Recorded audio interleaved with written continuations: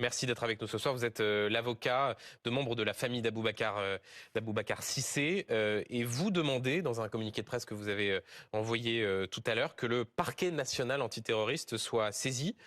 Pourtant, le procureur a dit que la piste d'un acte anti-musulman était privilégiée, mais je cite, n'était pas la seule.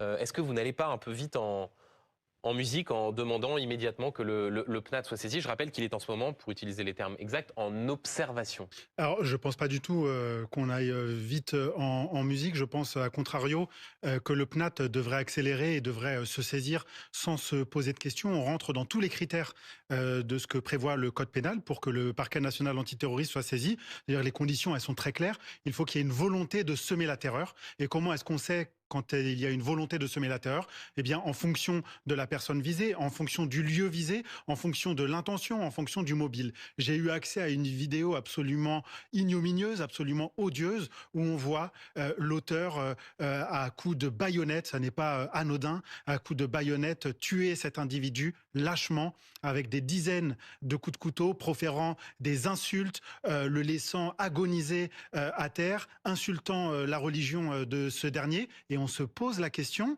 de savoir si c'est un acte terroriste. Mais alors, comment est-ce que vous expliquez que, là encore, le procureur, tout à l'heure, il y a quelques instants, Bruno Retailleau, qui était à votre place, met en avant la piste privilégiée d'un crime Mais ça anti-musulman? n'est pas une piste privilégiée. Il n'y a que ça. Il ne peut pas y avoir autre chose. Au regard de la vidéo que j'ai eue, et je ne doute pas que le procureur et que les membres de l'État l'aient eu aussi, il n'y a pas d'autre piste. Pas d'autre piste, même si, comme l'évoquait tout à l'heure Bruno Retailleau, la question des antécédents psychiatriques pourrait se poser.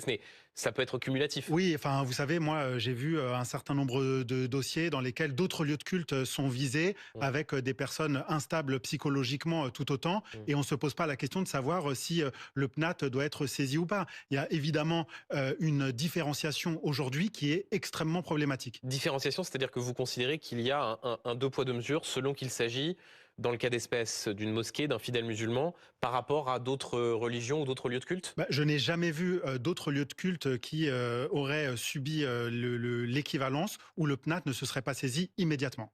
Et comment est-ce que vous expliquez Bah, cela? je ne l'explique pas, et je suis incapable de l'expliquer à la famille aujourd'hui, et c'est évidemment extrêmement problématique parce que la seule explication que l'on aurait à apporter à la famille, c'est qu'il y a un deux poids deux mesures, c'est que la République trie en fonction de ses victimes, et évidemment je ne souhaite pas apporter ce genre d'informations à la famille. Et donc pour éviter ce deux poids deux mesures, pour éviter de démontrer qu'on aurait une forme d'inégalité dans la société française, il faut que le